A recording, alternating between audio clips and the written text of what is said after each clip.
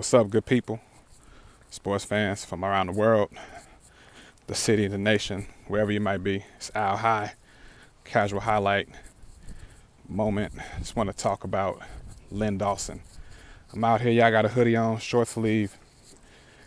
Got done flying my drone, but I want to talk about Len Dawson for just a moment. As a Chiefs fan, and let me get out the way, car coming. As a Chiefs fan, first and foremost. Kansas City Chiefs fan, and just a fan of sports in general. My recollection of Len Dawson came in 1993, and I used to watch Len Dawson on KMBC Channel 9, and he used to do the evening sports report. He was the sports director at the time, and I used to follow his commentary on sports. So that's how I got into watching Len Dawson. And then later on, I still used to see him on HBO. I said, man, this man look real familiar right now. I'm trying, I'm an 8, 9-year-old trying to put stuff 2 and 2 together, trying to find out what's going on and how you doing? Trying to find out what's going on and put stuff together. I said, he look real familiar. And I realized, oh, that's Len Dawson. Len Dawson did Inside the NFL for like 24, 25 years. I said, all right. Then found out he did play-by-play radio for the Kansas City Chiefs, sat alongside Mitch Holthus for several years, for plenty of years. And I just always found Len Dawson as, from outside looking in, just a nice gentleman. Found him to be very genuine about his craft, enjoyed what he was doing, enjoyed life. When you pass away at 87 years old, at that age, yeah, you're sad that person's no longer here, but you're excited because at the same time, he lived. He played 19 years in the NFL. He was the seventh son of his seventh son. That's not, I mean, that's heard of, but that's not heard of too often. Won a Super Bowl, played in 2 Super Bowls, won a Super Bowl title, was a Super Bowl MVP, was a Hall of Famer, was preparing for his after career and started doing evening news reports at KMBC 9 News while he was still playing football. So number one, before people start talking about these people like Draymond Green and Kyrie Irving and even Tyreek Hill having podcasts and not focused on the game, let's look at Len Dawson. Len Dawson, in order to put food on the table for his household, that man had to go get a job. Those guys back in the day had to go get jobs and go work. So why is it that we are complaining about Draymond Green having a podcast and talking on the podcast while he's in the playoffs? Why are we doing that? But as I digress, because Len Dawson did it. Len Dawson had to provide. Okay, so be it. Draymond, is making millions of dollars. But Draymond's preparing for his career after he's done. Other athletes are doing that, preparing for their career after they're done. But let me get back to Len Dawson. That just came to mind that I wanted to talk about that. Like, these athletes, wasn't making the kind of money that they're making today. They had some of the players Len Dawson played with could not read or write. And he had to help those guys, be able to read and write. And this wasn't too long ago. This was like 40 or 50 years ago. This stuff was taking place. But as far as Len Dawson, I enjoyed his commentary, especially when I lived in Louisiana and I couldn't watch any Chiefs games. I had to go online. I had to go look at find 101 The Fox online, download the app, and listen to the NFL games in the NFL app. Listen to all the NFL games every week, because most times the Chiefs weren't on TV. It was always the Saints or the doggone Cowboys. I'll take the Saints over the Cowboys any day of the week. I ain't no Cowboy fan. Listen, I'm not messing with them. But many of you all know my story about my feeling about the Saints, and if you don't, I'll explain in a later video. That was the first team I grew up enjoying watching. And then when I moved to Kansas City, I couldn't watch the Saints no more, so I started watching the Chiefs. But then, you're 7 years old, when you fall in love with a particular team, and you've been following them for like 15, 20 plus years, that's your team. So when I was living in Louisiana, I lived in Louisiana about 10 years. And there was only time I could watch a Chiefs game is if it was like nationally televised, or if I had NFL Red Zone. But most times I couldn't watch it. And then when it was days I worked on Sundays at like a Radio Shack or worked at AT&T,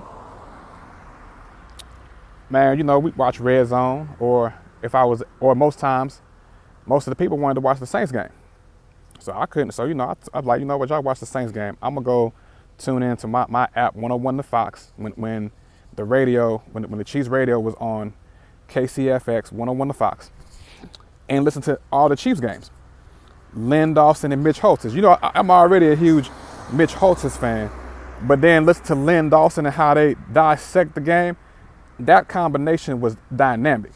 And I know Len Dawson wanted to see he wanted to be in the booth probably at the time the Chiefs won the Super Bowl. But I mean, I'm glad he was alive to see the Chiefs win the Super Bowl. And 50 years. That's another thing. The Chiefs waited. It was 50 years until they won another Super Bowl. There was the Chiefs. You look at the 70s, man. They wasn't, after Len retired, man. They struggled. Historically, they were historically scrubby for almost 2 decades until historically they weren't that good. And then you had Carl Peterson come in, and Marty Schottenheimer brought life to the team, and you had the Joe Montana era, you had the Trent Green era, you had the Steve Bono briefly, Elvis Gerbach, Damon Heward, Matt Castle. I mean, we went 50 years. Todd Blackledge, 50 years, man. Had playoff heartbreaking losses to Indianapolis. And then we finally get over the hump with Patrick Mahomes. 50 years in between Dawson to Patrick Mahomes getting to the Super Bowl and winning the Super Bowl. That's amazing. But just seeing I'm glad that Len Dawson was able to see the Chiefs win the Super Bowl 50 years later, be a part of that ceremony. And he just lived a full life, man. When you 87, you in your 80s, you've seen a lot, in my opinion. When you get 90 and 100, it's a blessing that you're able to get there. Many people are not making it. So we could sit here and be sad about his death, but we need to celebrate this man's life. This man had several different careers, did things in the Kansas City community that will never be forgotten. If we think about people like, even a Derek Thomas. What was so sad about Derek Thomas passing away was he was so young. Dude was 33 years old. Len Dawson lived out all that. Lived the years, man. Saw a lot of stuff. So I take this as, man, Len Dawson pretty much lived a full life. To his family, to those who friends or family of Len Dawson, from a Chiefs fan and just a people fan in general, thank you for sharing Len Dawson to us. Condolences to you all. And let this be a lesson to live our lives to the fullest. And let's look at Len Dawson's life. Let's even look at how he treated people in the community in the area. Man, that man was a gentleman. A lot of people in the sports media said this man was a gentleman. The athletes loved him. The media, not just the sports media, the media itself, the public loved Len Dawson.